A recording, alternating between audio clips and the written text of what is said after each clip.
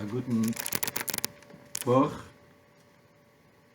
I'd like to articulate some of my pet peeves, and they're directed against, not against, but toward the ultra-Orthodox uh, magazines that are very popular even with Lubavitcher families, my own. And they are particularly the Mishpocha magazine and Ami magazine. Now, one of my pet peeves is that whenever a Rav of import passes, he gets full page, front page, and 10 to 20 pages of eulogies of students and of people who recall stories about him, and is the Grester and the Bester and the Feinster and the Schenster. And possibly deservedly so, probably deservedly so. But when Rav Adin Steinzaltz and Rav Zalman Nehemia Goldberg passed away last year, within the last 2 years, not a peep from these two great magazines, Mishpocha or Ami. And I will tell you my belief about this. As long as Chabad is relegated, Lubavitch is relegated to the activity side of the ledger,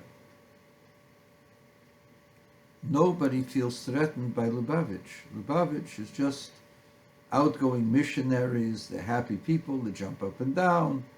They ask people to put on tefillin. They're nice people. They're even some of them have self-sacrifice. They live in remote areas. They sometimes get shot at, such as the people in Mumbai, in Poway, and in other places. The Chabad people have a certain amount of self-sacrifice, and they allow people to be able to travel the whole world because they can have a place to stay for kashrus and a place to daven and so on. So they perform a good service to the Jewish community at large.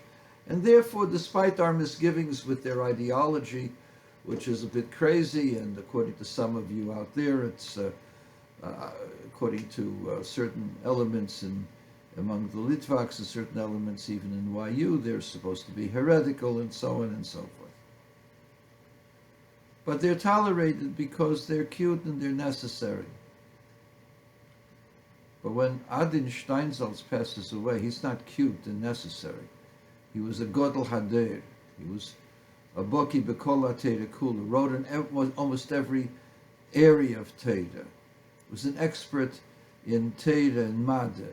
He was a person of great communicative skills. He was beloved. He was the most beloved teacher in Klal Yisrael in the last 100 years.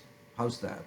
How could that be? There was Reb Chaim, there was the Ragat Shofar. Reb Chaim was beloved to his Talmidim, but not to the general Jewish community. The Balabatim never understood what Reb Chaim said and never knew it, never had a direct connection with Reb Chaim. They all respected Reb Chaim. He was a tzaddik, he was a kodesh, and he was a goyin gan ha'ge'enim. Rav Adin Steinzaltz communicated with hundreds of thousands of Jews, perhaps even up to 1 million Jews, with his radio or television broadcast if he was on television. People listened to him. People learned from him directly. And he translated the Gemara into colloquial, contemporary Hebrew that made the Talmud accessible to everybody. In fact, when he made the deal with Simon and Schuster, the translators had a fit. They had a cow because Simon and Schuster were going to produce something that they could never produce. I mean, the Art Scroll people, beautiful Talmud, but nothing like Simon and Schuster could produce, especially after the first volume appeared. So what did they do? Guess what they did? They called him the A word, apikoires. He's a great speaker and he's influential, but he's really not apikoires. He really does know what he's saying. You wouldn't want him to be teaching anybody. What was his apikursis? That he called Halacha L'Moshe Sinai a very ancient law. It just so happens that I've gone through, I can't say the entire Shas many times, but a couple of times, at least the halacha that I'm talking about. There's a halacha of muktzeh that the Chachamim call halacha l'Moshe Messina. Everybody knows that muktzeh is Issa D'Rabbanan. So how could you call it halacha l'Moshe Messina? Obviously it means it's an ancient law and we can't question its source. And that's what Rabbi Adin Steinzaltz meant by that. He didn't want to say that, he didn't contradict the idea that the Torah was given from Moshe Rabbeinu, that the oral law came from him. This is nonsense.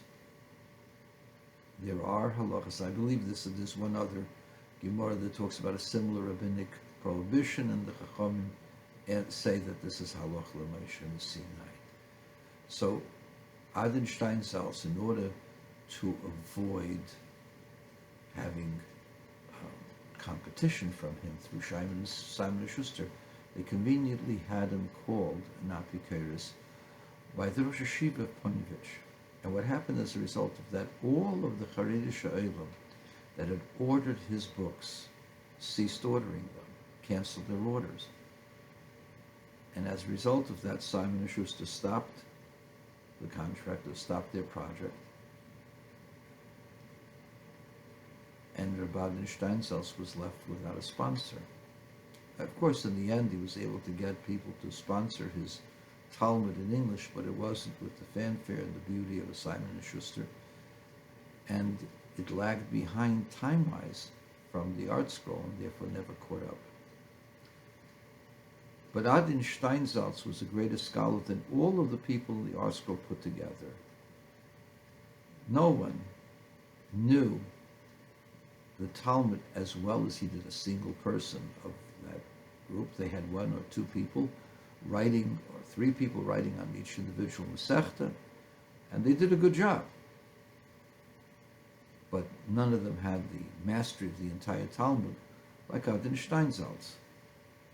So you couldn't talk about Adin Steinzaltz, so he was completely ignored when he was nifter. Why? Oh, because Mishpocha magazine, when they talk about the Zhulik who claimed to be the Rav of Moscow, who was installed by the so-called second chief rabbi or the first chief rabbi of the Russian of the Federation of States, or whatever they were, the Russian Empire, Shayevitz and his henchmen. So they had an article about him, about the so-called chief rabbi of Moscow, who said good night or whatever, I'll see you later, to Das Vidanya, to Russia, and he left Russia because of protest against what happened in Ukraine, which was a lot of baloney. He left because he was asked to leave. He left because he had no power. He left because he was totally ineffective. That's why the Rav left. Beryl Lazar is still there. Hundreds of Lubavitcher Shluchim are still there. Dozens of Lubavitcher Shluchim are still in the Ukraine, despite all the difficulties, despite all the mysterious nefesh and guns shooting at them again, and people being removed from their places. Some of them had to leave permanently, with hundreds and hundreds of their followers and children brought to freedom to other places in the world that they're taken care of. The chief rabbi of Moscow leaves his entire flock. Are there not 100,000 Jews or 50,000 Jews in Moscow? Well, what are they supposed to do for leadership? The answer is they won't miss him one whit. But in the article about his education, his rabbinic education, which does not compare to anyone that's got a regular yeshiva education, and you know it, he becomes the chief rabbi of Moscow. He joined the yeshiva of Adin Steinzaltz, which had problems. Adin Steinzaltz had problems. Are you out of your mind, Mishpocha magazine? Adin Steinzaltz had problems. he set up a yeshiva for Bali Tshuva that when he had, his 80th birthday, there was 1,000 graduates from that yeshiva from Moscow that came to honor him. How's that possible? That he's so controversial, that influenced 1,000 Russian students who became Fruma Yidden in that yeshiva. But this somehow or other is controversial. Something wrong with him. What's controversial with him is that he's a Lubavitcher and he knows the Talmud better than Rav Shach, and certainly better than Shayevitz, and certainly better than the chief rabbi of Moscow. The problem is that he's a bigger scholar than all of them put together, and that can't be talked about. So, what happens? He's an Apikoros. What do you say about Zalman Nechemia Goldberg? Zalman Nechemia Goldberg could not have been accused of the same thing as Adin Steinzaltz because he didn't say anything controversial. Zalman Nechemia Goldberg was also not mentioned, also did not have his picture on the front page of Mishpocha magazine. At least I don't remember that. Maybe I'm wrong.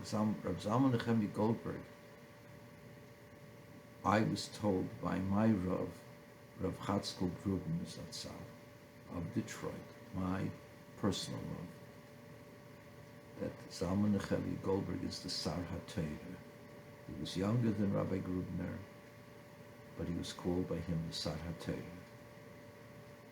And this is at a time when Rav Avadia was still alive. How could he be the Sar HaTorah? The answer is nobody knew the Gemara and the Poskim, Gemara Rashi Tesis and the Poskim, like Rav Zalman Nechemia Goldberg. So why is he not mentioned in Ami and Mishpocha magazine with this picture on the paper and the phrase? He's not any less than Uri Zohar. He's not any less than Rabbi Scheiner, the Kametz Yeshiva. He's the Sar HaTorah, for God's sakes. He's the Adin, he's the son-in-law, I believe, of Shlomo Zalman Auerbach. You know what his chet and pesha is? His sin is that he has a shaychus with Chabad, with Lubavitch. And you can't write about him, because then the way in which Chabad is described all of a sudden does not fit in. These are two of the Goyinei Hadeir. How does that fit in? Does it fit in to the preconceived notion that Chabad kenish learn? That's what it is. I have an Adin who's probably a Boki B'Shas. And I was told when he married my daughter that he was the best Bocher in all of America by a Litvisher, cousin of his. I'm sure he will never make the pages of Mishpocha magazine. His name's Rabbi Shia Werner. He's a goyim and a mensch. He's an incredible person. But he's a Lubavitcher. It doesn't fit into your narrative. So I want to also go ahead and show you a picture. You see this picture? I was there when it happened. You see? You see what I'm talking about? Here. You see that? That is Rabbi Eliezer Silver. And underneath it says, this was in 1954. Guess what? It wasn't in 1954, it was 1964. And that picture, by the way, was taken in Kfar Chabad. And cropped out of the picture was Rav Moshe Lando, who was the chief rabbi of Bnei Brak, which conveniently they took out because it fits the narrative. Again, the Rav of Bnei Brak could never be a Lubavitcher. That's why they opposed him.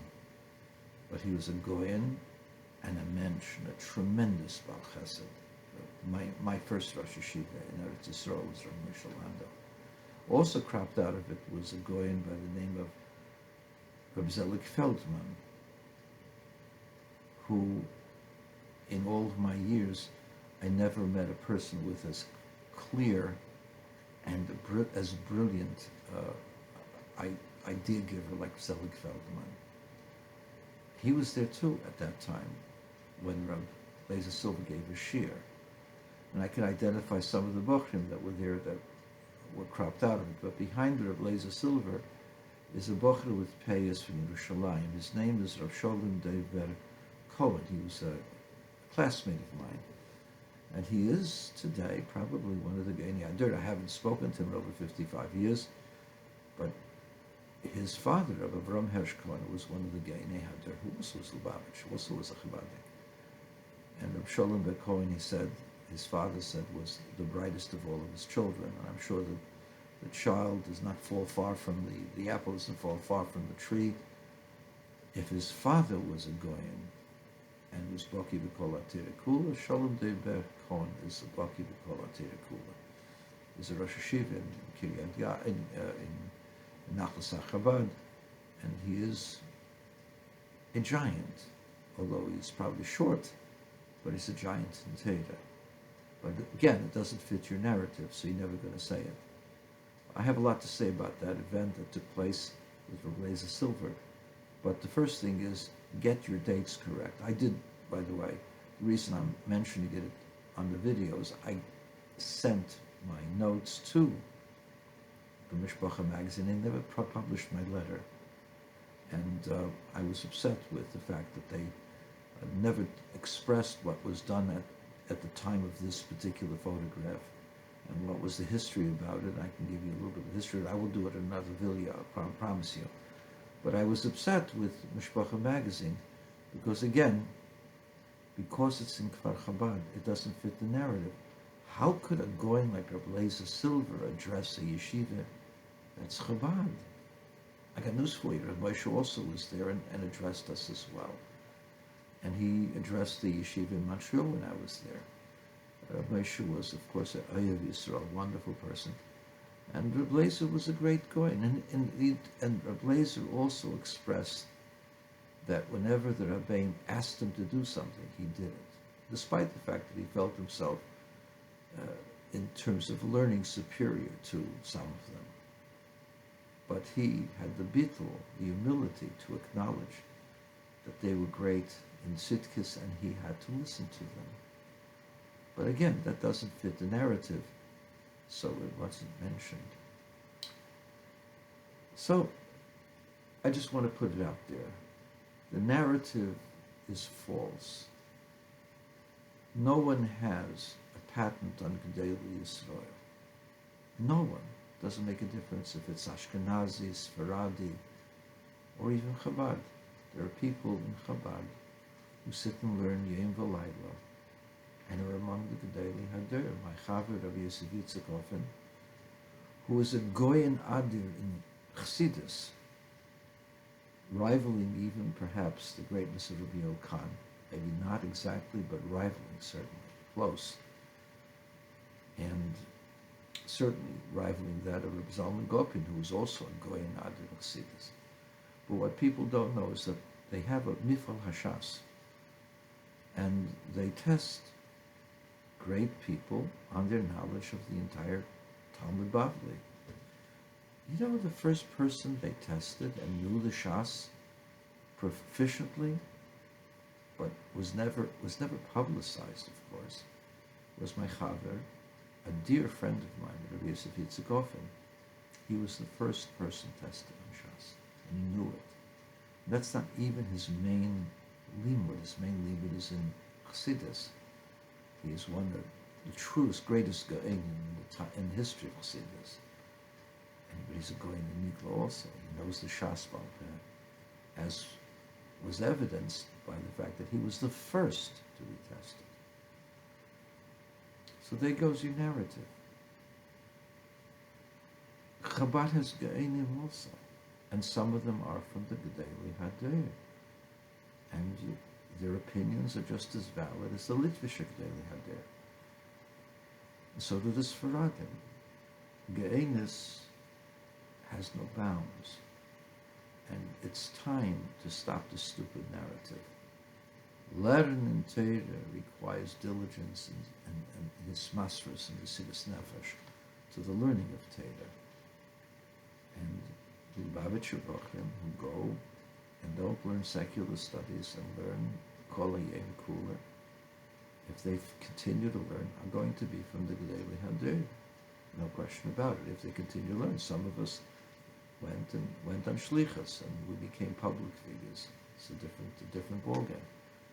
But people like Rabbi Yosef Yitzchak, often people like Zalman Gopin and others, Rabbi Yankel Katz, Olav Sholem, Rabbi Netzvi Gruzman, Olav Sholem, Rabbi Sholanda, my Maggid Shir, my Rosh Hashiva, Olav Sholem, the Rabbi from Nebrak. They were Gainim. They were from the Gedolei Hadir. They learned to Lubavitch. How about that? They learned to Lubavitch and they were from the Gedolei Hadir. So change your rhetoric. Change the way you perceive things. Lubavitch isn't just an organization that are Hamish and make a place for everybody. Lubavitch is a serious Talmidei Chachamim. If they learn, and people choose not to learn, then that's found everywhere. But there are Gainim among Lubavitch, as there are Gainim in Lakewood. And as I told you, the first one in the Shas to be tested was Rabbi Yosef Yitzchak, a Lubavitcher. Remember that.